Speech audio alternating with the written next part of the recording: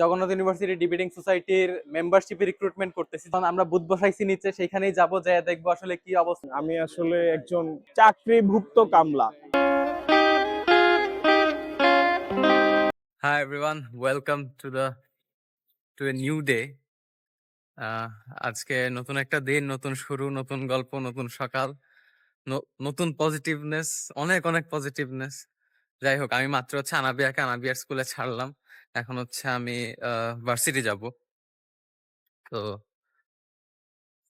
হ্যাঁ, আচ্ছা, সারাদিন কি করি সবকিছুই দেখাবো আপনাদেরকে। অনেক এজেন্ডা আমার হাতে, অনেক কিছু করতে হবে। আমি সকালে ঘুম থেকে উঠছি 4:50-এ।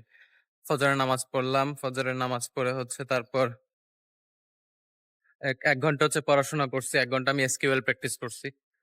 তো আজকে আমার পাইথনও প্র্যাকটিস করা লাগবে, ওটা 2 ঘন্টা। আর একটা ক্লাসও করতে হবে, আইএলস এর হোমওয়ার্ক করতে হবে। প্লাস 13 তারিখ আমার একটা পরীক্ষা আছে, ওই পরীক্ষার প্রিপারেশন নিতে হবে। So best of luck to me and keep being a supportive follower and also keep supporting me on my journey.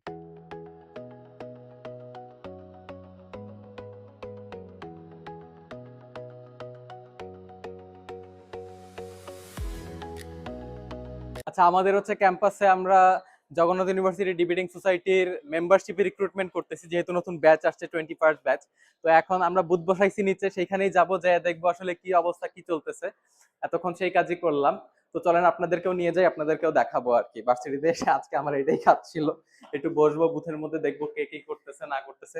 যদিও আমি এখন এত বেশি কাজ করি না জেএনইউডিএস এ, কিন্তু তারপরে এই জিনিসটাকে এই জায়গাটাকে আমি ওন করি। এই জায়গাটাকে আমার মানে জায়গাটা আমার অসম্ভব ভালোবাসার একটা জায়গা।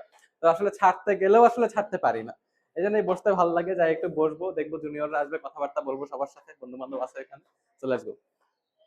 আচ্ছা, তো সিম্পলি ব্যাপার এখানে আমাদের বুথ বসাইছি আমরা। এখানে 21st ব্যাচরা আসবে, এসে আপনার মানে নিজেদের নাম এনলিস্টেড করবে। এনলিস্টেড করার পরে আমাদের প্রক্রিয়া আমরা অনলাইনে ফর্ম ছেড়ে দিছি। তো অনলাইনে আমাদের ফর্ম দেওয়া আছে, 120 টাকা করে রেজিস্ট্রেশন ফি। 21st ব্যাচের যারা আছো তারা জগন্নাথ ইউনিভার্সিটি ডিবেটিং সোসাইটি ফেসবুকে লিখলেই চলে আসবে আমাদের পেজ। সেই পেজে তোমরা যাবা, গিয়ে মানে ফর্মটা ফিল আপ করে দিবে। 120 টাকা রেজিস্ট্রেশন ফি দিয়ে দিলেই তোমাদেরকে জেনারেল মেম্বারের যে হোয়াটসঅ্যাপ গ্রুপ আছে ওইখানে দিয়ে দিবে, এবং রেগুলার ডিবেটে তোমরা অংশগ্রহণ করতে পারবা। এছাড়াও পারবা তোমরা অবকাশ ভবনের 302 নাম্বার রুম আমার জেএনইউডিএস এর অফিস, সেখানে যাবা, সেখানে আমাদের বিতর্ক বিতর্ক হয়।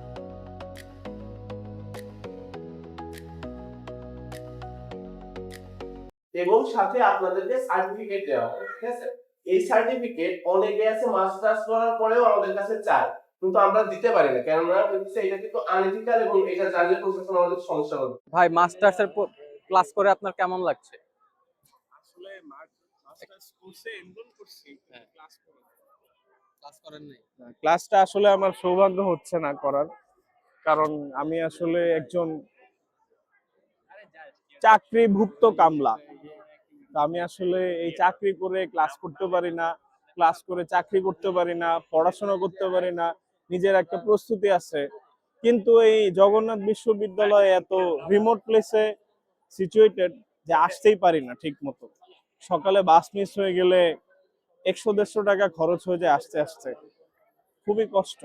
আর কি বলবো, আর জীবন আর ভালো লাগে না। আপনার কি মনে হয় এআই আপনার চাকরি খেয়ে দিবে? আসলে আমি তো এআই এর মাধ্যমেই চাকরি করি। বিষয়টা এআই কে আমি ইন্টেলিজেন্স হিসেবে ভাবি না, আমার অ্যাসিস্ট্যান্ট হিসেবে ভাবি। আমার মনে হয় না এআই কখনো আমাকে হার্ম করতে পারবে।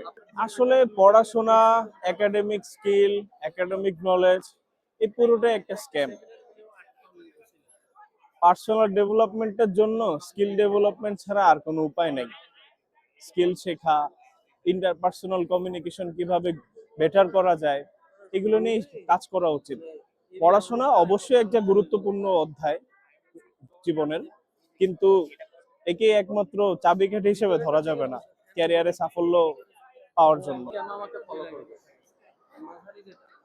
আসলে আমি আপনাকে ফলো করার কোনো কারণ দেখি না, কারণ আপনি যে কাজটা করছেন এটা অনেক মজো করতেছে। আপনাকে ফলো নাই করতে পারে, কিন্তু আপনাকে আপনার বাজে কন্টেন্ট এবং আপনাকে গালি দেওয়ার জন্য হলেও আপনাকে ফলো করা যেতে পারে, যে আপনি রেগুলার কি করছেন। দেখলাম কমেন্টে একটা গালি দিয়ে আসলাম, শেষ।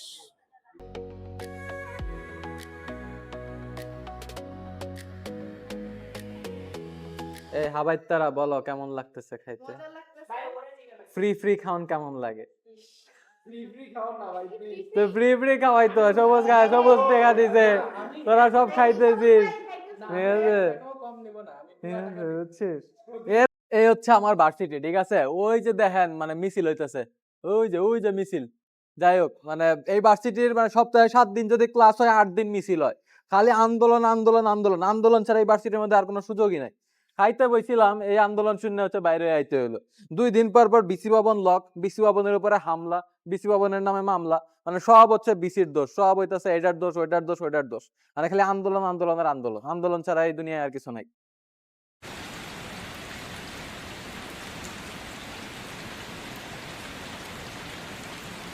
এই হচ্ছে জগন্নাথের বৃষ্টি। যাই হোক, ফার্স্ট ইয়ারে থাকতে প্রচুর ভিজতাম, বৃষ্টি পড়লেই ভিজতাম। এখন আর ওই শরীরে তেল নাই, কিন্তু ভালোই লাগে এখনো বৃষ্টি হইলে। ওই দেখেন রফিক ভবনের নিচে সবাই দাঁড়ায় আছে। কেউ কেউ যারা দেখবেন বৃষ্টির খুব কাছাকাছি দাঁড়ায় আছে, তারা হইতেছে আসলে ভিজবে কি ভিজবে না, এটা একটা ডিলেমার ভিতরে আছে। তো দুইজন যেই ভিজা শুরু করবে, তখন বাকিরাও যায় ভিজবে। একটু পরেই দেখবেন এই শহীদ মিনারে চলে আসবে মানুষজন, এসে নাচানাচি করবে, ঠিক আছে? ওই যে ভিজতেছে, ওই শান্ত চতুরণে ভিজতেছে সবাই। আসলে মানে এটা একটা মজা আর কি। মানে যাই হোক, বৃষ্টিটা এক্সপিরিয়েন্স করবেন। একটা গল্প আছে এরকম যে, ওই আপনার কি বলে, যে একবার গোপাল ভাঁড় যেই হচ্ছে রাজ্যের ছিল আর কি, সভাসদ ছিল। তো সেটার যে রাজা কৃষ্ণচন্দ্র একবার হচ্ছে বৃষ্টিতে ভিজে হচ্ছে জ্বর বান্ধায় ফেলছে, হ্যাঁ। তো এখন মানে সে তো দেবতার উপরে মারাত্মক রুষ্ট, যে ভগবান আমারে হচ্ছে অসুখ দিল। এখন গোপালে বলতেছে যে মহারাজ, মানে বৃষ্টি তো আসলে হচ্ছে মানে ভগবানের দয়া, মানে যারা কৃষক তাদের জন্য আশীর্বাদ স্বরূপ পরে। এখন এই দয়ারে যদি আপনি পায়ের মধ্যে মারান, তাহলে জ্বর তো হইবই, অসুখ তো হইবই। এইটা হচ্ছে ঝামেলা, যে বৃষ্টিতে আপনি ভিজলেও সমস্যা, বৃষ্টি পায়ে মারাইলেও সমস্যা, মাথায় নিলেও সমস্যা, পায়ে নিলেও সমস্যা। যাইবেনটা কই আপনি? এখন সন্ধ্যা হয়ে গেছে, মানে আজকে বিকালে বৃষ্টির কারণে রাস্তায় এত জ্যাম ছিল, ওয়ারি পার হইতেই আমার প্রায় আধা ঘন্টার মতো লেগে গেছে। এরকম অবস্থা। বহুত দিন পরে, ওই যে বললাম না যে আমি ক্লাব কেন ছাড়ছিলাম, যে আমার প্রচুর সময় চলে যায় ক্লাবের পিছনে। আজকে একটু ক্লাবে বসছিলাম। তো মানে ক্লাবের অবস্থা খুব একটা ভালো না। তো সবকিছু একটু ট্যাকেল দেওয়ার চেষ্টা করলাম। তো যেটা আমার এই যে এখন মাগরিব পার হয়ে গেছে, আমি এখনো বাসায় ঢুকতে পারি নাই। তো এই এই সিম্পল একটা কারণের জন্যই হচ্ছে আমি ক্লাব ছেড়েছিলাম। এখন ঝামেলা হয়েছে কি, যে আমি ক্লাব ছাড়লেও ক্লাব আমারে ছাড়ে না। চেহারা আবার অন্ধকার হয়ে গেছে, আমার ভবিষ্যৎ উজ্জ্বল হোক। যাই হোক, ঝামেলা হয়েছে এটাই যে আমি ক্লাবকে ছেড়ে দিলেও ক্লাব আমাকে ছাড়ে না। এত এত জুনিয়র ওই জায়গায় আছে, এবং জুনিয়র গুলো এত ভালো যে তারা আমাকে এতটাই ভালোবাসে যে হচ্ছে সারাক্ষণ বলে, ভাই আপনি ছেড়ে গেছেন, ভালো লাগতেছে না, আপনি না আসলে ভাল লাগে না। তাই মাঝে মাঝে যাই, যা হচ্ছে এরকম সময় কাটায় আসি। যাই হোক, আশা করি ক্লাব অনেক ভালো করবে জুনিয়রদের হাত ধরে।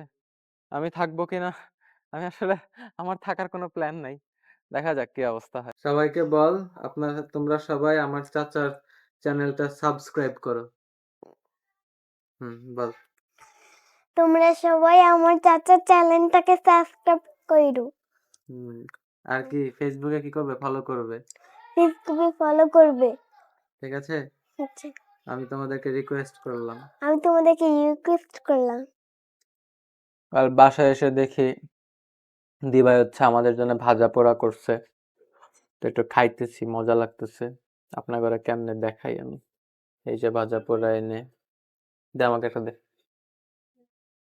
হ্যাঁ, এই যে এরকম ভাজা পোড়া, এরকম থেকে আর গোল গোল বানাইছে, মজা। Last take of the day. বাসায় এসে যে খাওয়া দাওয়া করলাম আনাবিয়ার সাথে, এখন ঘুমায় যাবো। আজকে অনেক ঘুম পাচ্ছে, বেশি বাজে নাই, 10টার মতো বাজে। আজকে প্রচুর ঘুম পাচ্ছে, ঘুমায় যাবো। So bye bye everyone, thank you for being with me, and if you're new at this and you're still here, please subscribe the channel.